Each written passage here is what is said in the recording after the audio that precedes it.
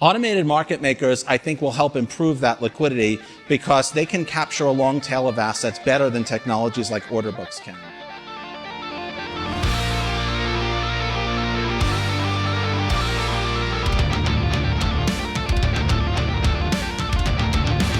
And a sort of secret sauce that will allow liquidity providers to get more of the profits normally lost to arbitrage, and it will be bolstered by incentive programs.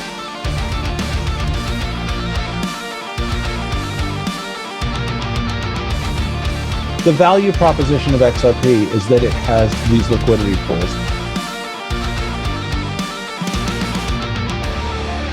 Automated market makers on the XRP ledger could be a game changer, uniquely positioning it to leapfrog other DEXs.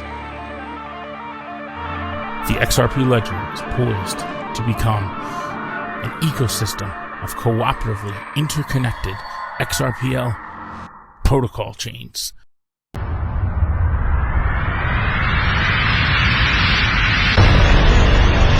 The value proposition of XRP is that it has these liquidity pools. Early vision was these pools of liquidity that everybody can contribute to and everybody can draw off that are kind of unbundled from the payment system or the asset that you're using to pay with. Automated market makers, I think, will help improve that liquidity because they can capture a long tail of assets better than technologies like order books can. Like this idea of those public pools that anyone can contribute a draw off of and access like on a fair and equal basis.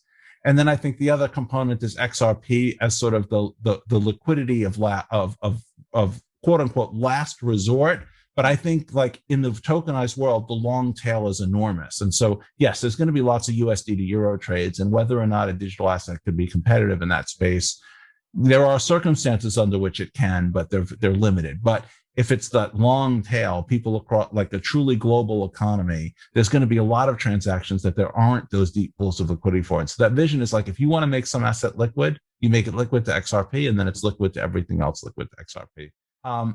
Assets like XRP that can move across international borders in seconds for pennies will find a use case sort of in that very, very long tail. And the world in which I think we have the biggest success is the world where lots and lots of things get tokenized, because the value proposition of XRP is that it has these liquidity pools. Welcome to the DeFi Standard, and this is Mickey B. Fresh.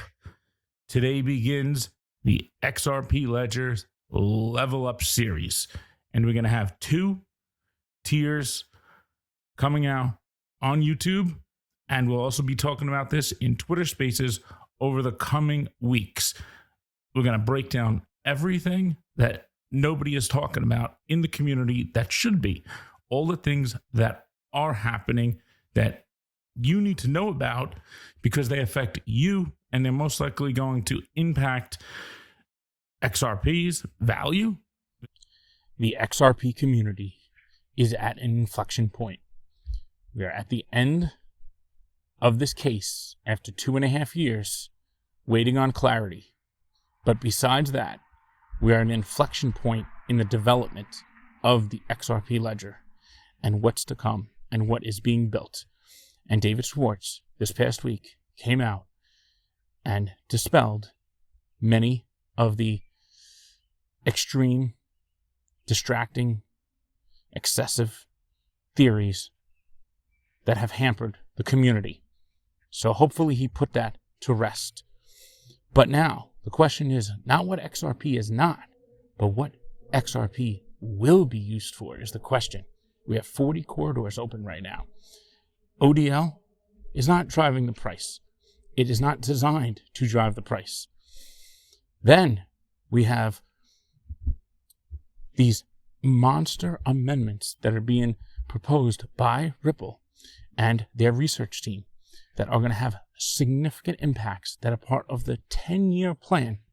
The decentralized identity and the automated market maker has been in the works for 8 to 10 years.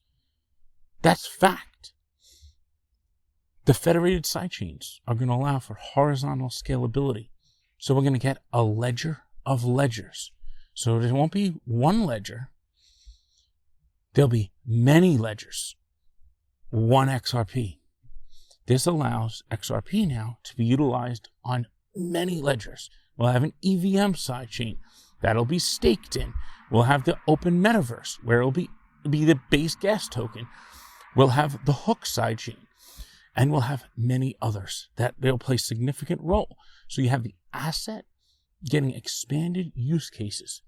So I think there's room in that ecosystem for XRP to compete as an intermediate asset, but it will have to compete on its own merits. If your strategy is we're going to force customers to use XRP because that makes me rich, like that's never going to work. I'm not going to be able to get you to do the things that make me rich. But what I can do is I can give you a lot of options and hope so that you can pick the best one. And then if the best one happens to make me rich, that's great for both of us. And it's on me, it's on the ecosystem, and then customers get fantastic experiences. One of the things I've said a lot is that there is no way a cryptocurrency project can succeed in the long term by trying to pull other cryptocurrencies down, other projects down. What we need to do is grow the pie. So you heard David Schwartz right there saying, no cryptocurrency is going to be successful by pulling other projects down. What we need to do is grow the pie. So 99% of the tokens will not disappear. We are moving into a tokenized world where everything will be tokenized, where Ripple's whole strategy is tokenization. And you heard it there from David Schwartz. The world we will be most successful in is where there are a lot of tokens and everything is tokenized, and positioning XRP to compete. And that's what the liquidity pools are for.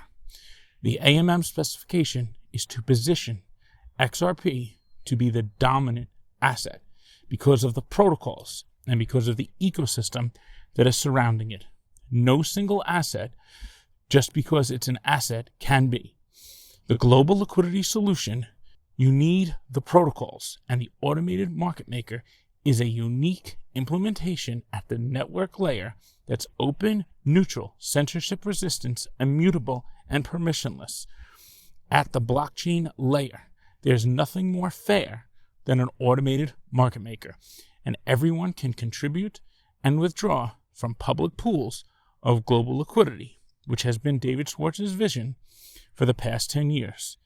And he also says you can't force any entity to just use this token to make me rich. So I hope that resonated with everyone, and we're going to be launching a 10-part series called the Level Up the XRP community.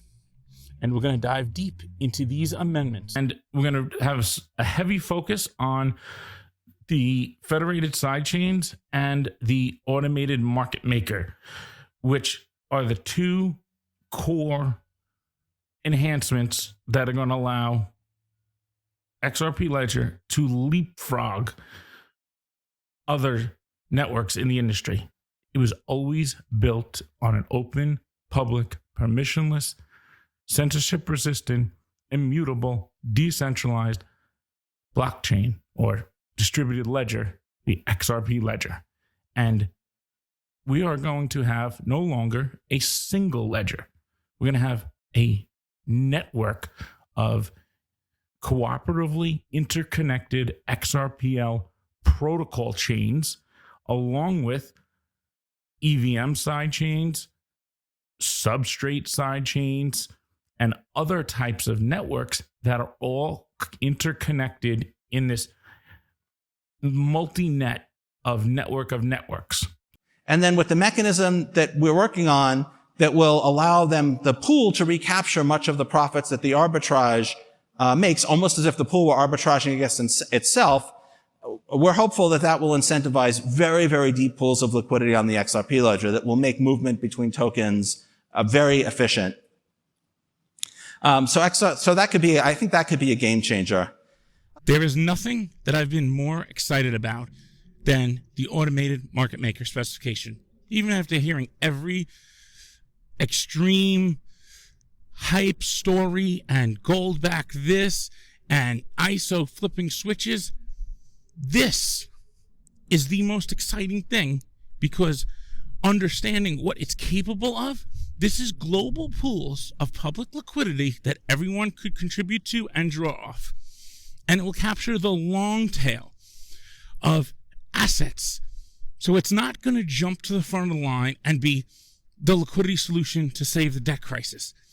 That's just not going to happen. But instead, as it rises in phases on the way up, you can earn yield at the network layer in a trustless way from providing liquidity. This, along with institutions, this is how they remove the volatility, because they could earn the arbitrage, which we're going to go into in depth. This is going to be a 10-part series. It's going to go deep into these topics that are the most important things. The 3 biggest amendments are coming. And we have like a set of 5 or 6 I'm going to go through. The federated sidechains, the automated market maker, the decentralized identity and identifiers, which is going to allow for privacy and compliance.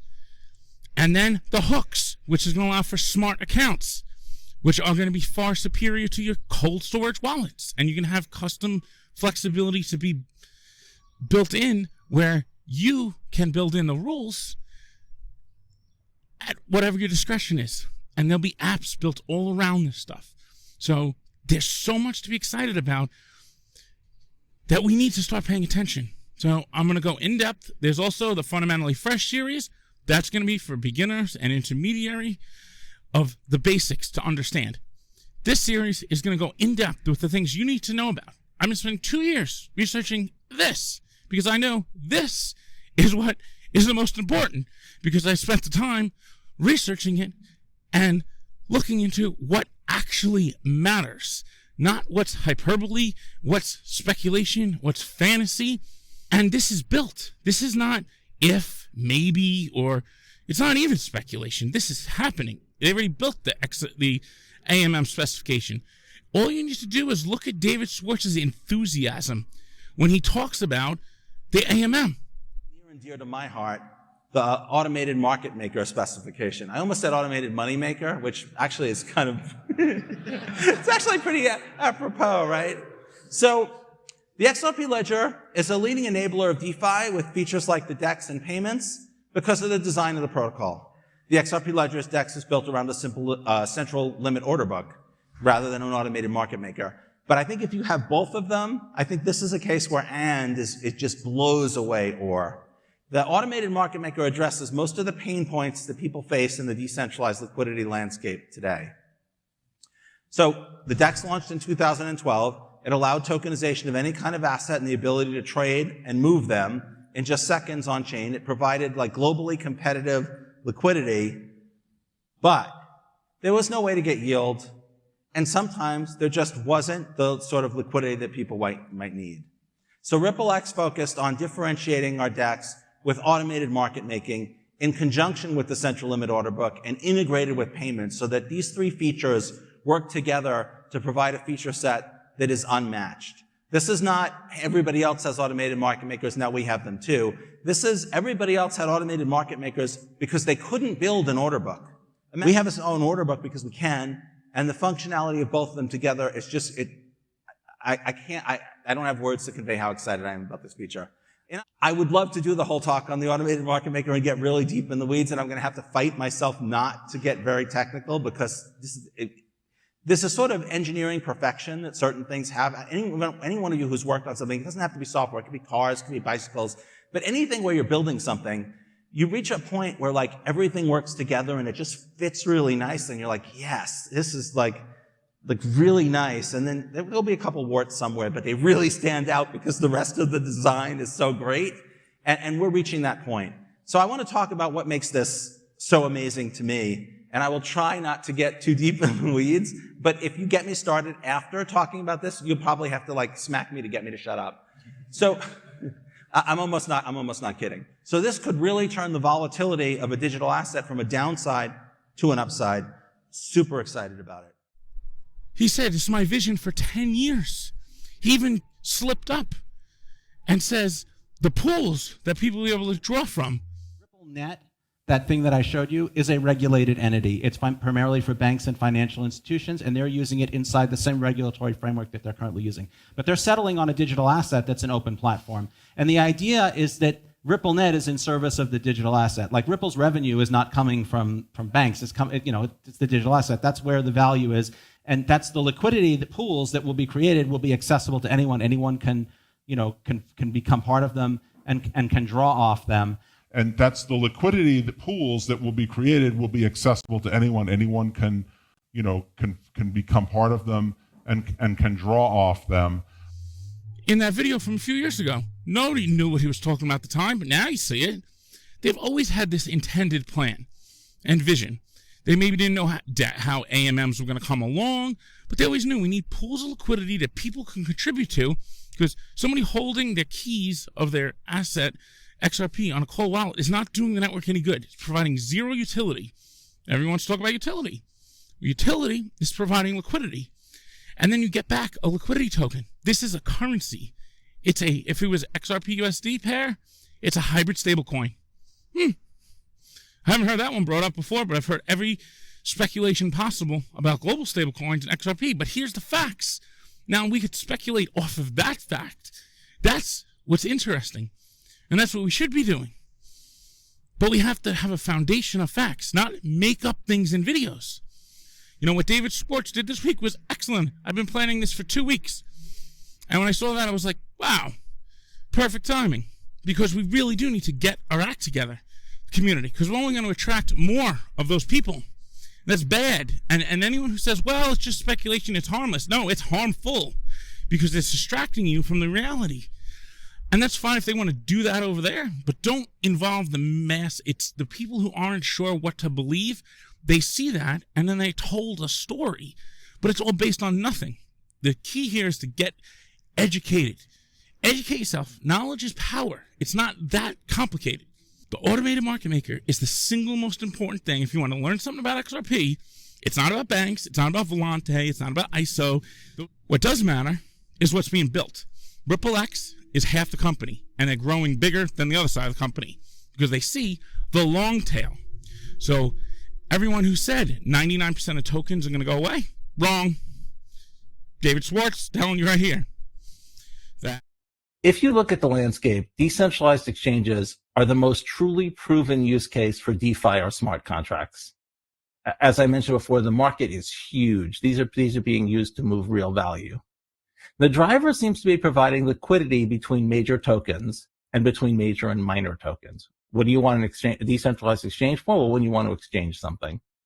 And as the ecosystem grows, this long tail of minor tokens will be a significant driver of exchange activity.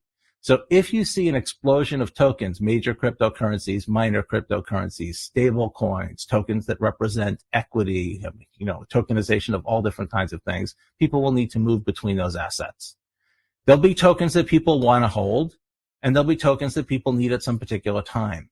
And if those two types of tokens start drifting apart, then there'll be a growing need for exchange. So people may want to hold stable coins because they're risk averse. Or maybe they want to hold major cryptocurrencies because they believe that maximizes their upside. And maybe they'll need fuel tokens for various different projects and ecosystems. People will need to move between those tokens easily, or the whole ecosystem is going to become unusable.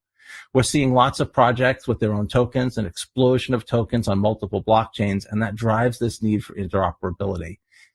Decentralized exchange innovations like automated market maker protocols could play a key role in providing people that interoperability between assets. And automated market makers are poised to become a major cornerstone of global crypto liquidity across all assets and multiple chains. That the long tail, this explosion of DeFi and DEXs and AMMs are at the heart of that. They're the one true use case.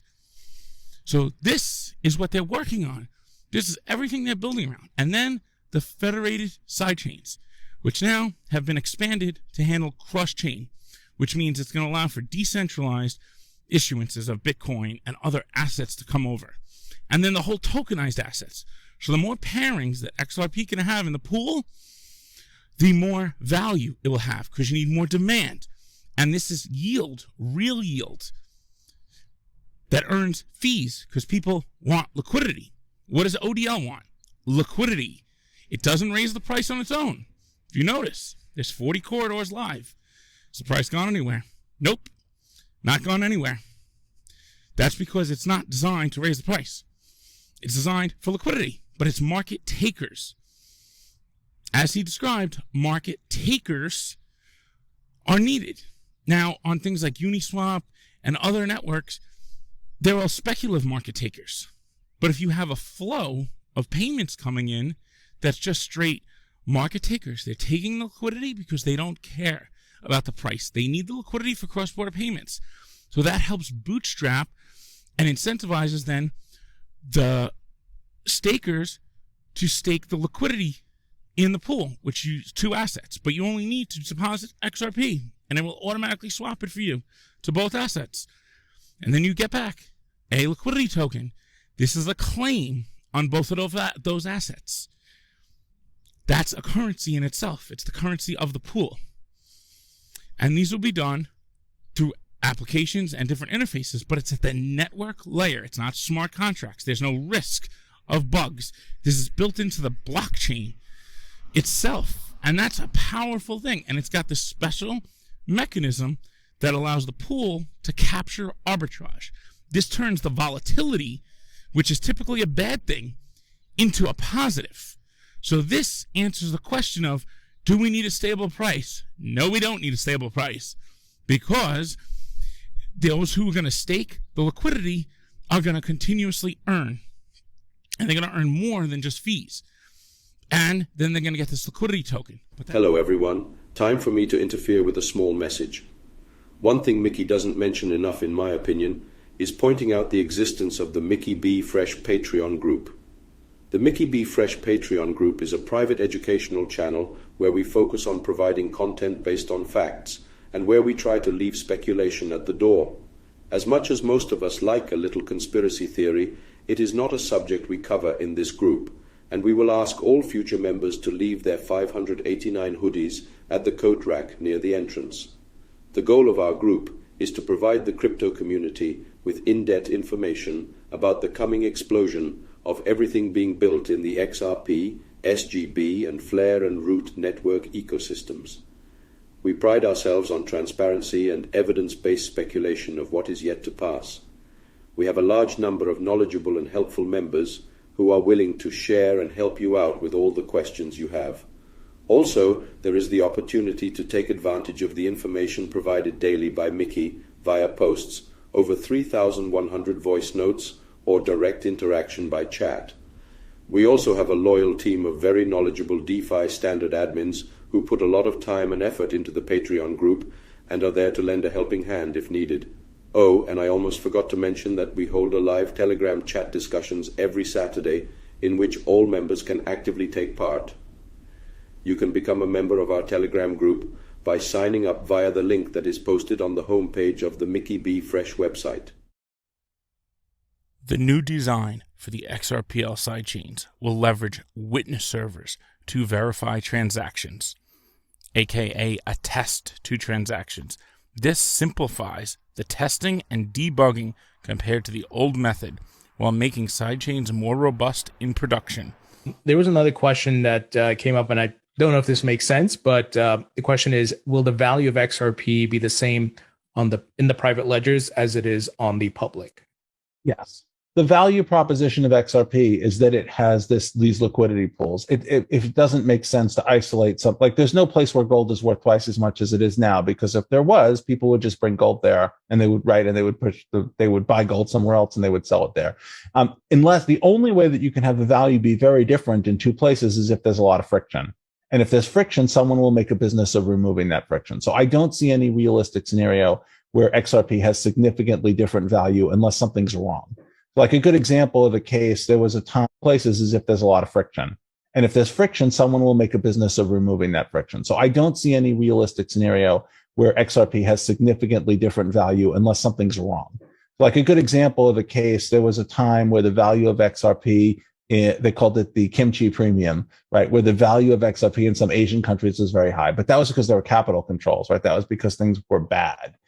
I think that's a sign that something is not going well. The value proposition of XRP is that you can take it to all of the places, right? If I sell you some gold and you say, hey, this gold can only be used in jewelry, you're like, well, that kind of sucks. I don't want that gold, right? The value proposition of gold is that you have access to the entire value proposition of gold. And so I don't I don't see any scenario in which where it makes sense to snip pieces off, again, unless something is wrong. That early vision was these pools of liquidity that everybody can contribute to and everybody can draw off that are kind of unbundled from the payment system or the asset that you're using to pay with. And in this 10-part level up series for the community, we're going to discuss what it is you should be focusing on and what XRP is, but more importantly, what is the XRP ledger and what are the enhancements that are underway right now and have been underway for the last 2+ years. This is not talked about enough in the community, and we are going to bring it to light. We also have the Fundamentally Fresh series, which is the intermediate and beginner base mechanics of the XRP ledger, based off the learning portal that RippleX has put out. They've made a significant effort to educate the community, put out resources. They're overhauling all the documentation again with graphics that will be released in a matter of days, if not a week or two.